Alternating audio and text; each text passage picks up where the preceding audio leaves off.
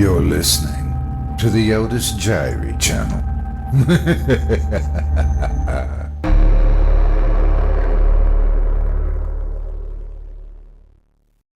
The Escapist by Dave STANCLIFF, performed by Otis Jiry.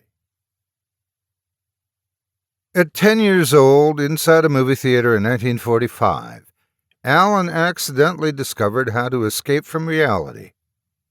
He was hunched down in his balcony seat watching Captain Kidd, starring Charles Laughton, Randolph Scott, and Barbara Britton, and imagining himself as the hero, Adam Mercy, Randolph Scott, throughout the film.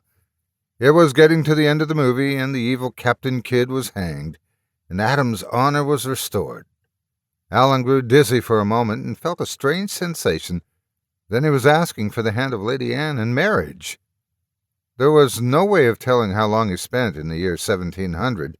It felt like a lifetime. The usher woke him up while cleaning the balcony.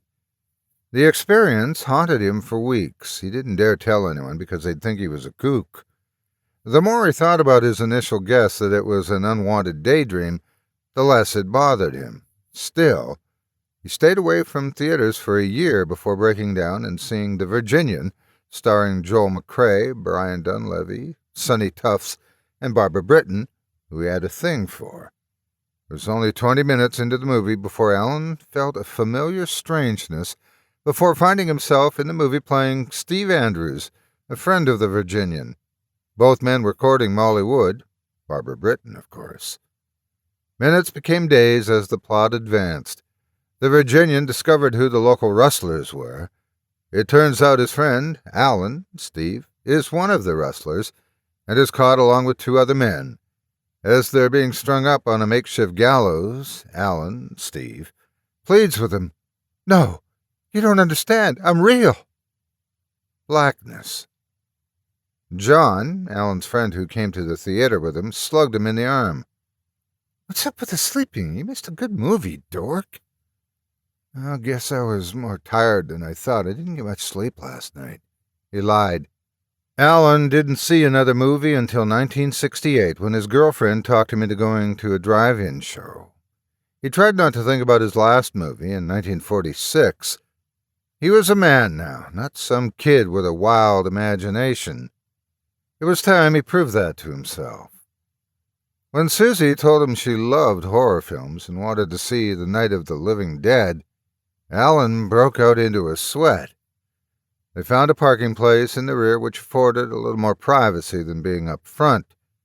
His powder blue 1964 Chevy Malibu SS convertible had a convertible front seat which was ideal for snuggling.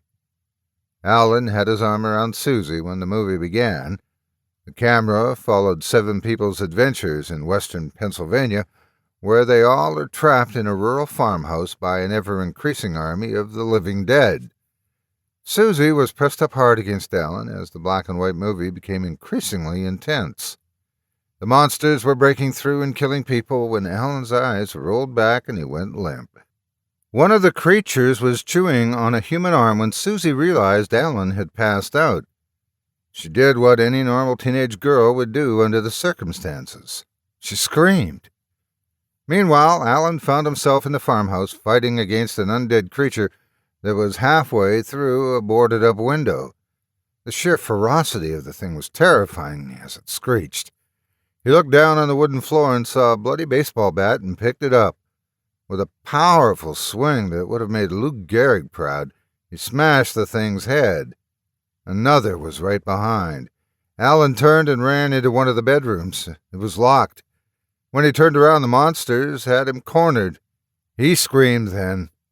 Alan's mother jumped up from the chair by his hospital bed and tried to soothe him as he shivered in fright. "It's all right, darling," she cooed. "Your dad and I are here." Alan opened his eyes and realized he was not in the rural farmhouse. His relief was obvious. "It's okay, Mom. I was feeling dizzy and kind of passed out. I'm okay now." "Why were you dizzy, son?" his dad, a cop, asked. Not eating," he lied. "Stomach's been bothering me for a day now, and I haven't eaten," he explained. His dad still had a skeptical look on his face when he said, I sure hope it wasn't drugs like LSD or something. Harold, his mom cried. There's no need for that. You know our boy doesn't do drugs, she defended him. He huffed and excused himself. I gotta get back to work. His mother stayed another hour until she knew he'd be checking out that day.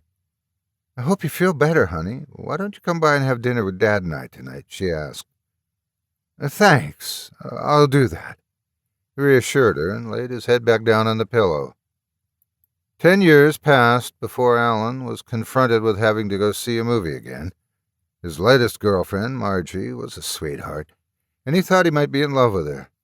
He thought that before with other women, but was wrong every time.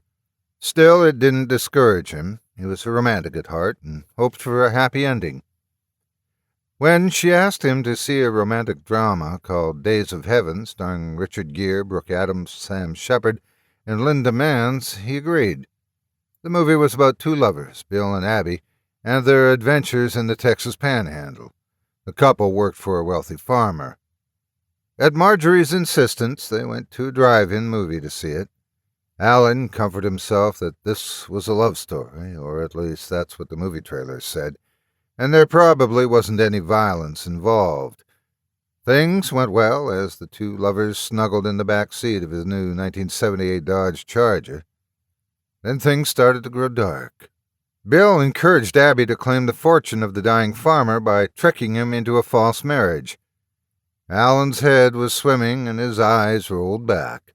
The next thing he knew, he was Abby's boyfriend, Bill.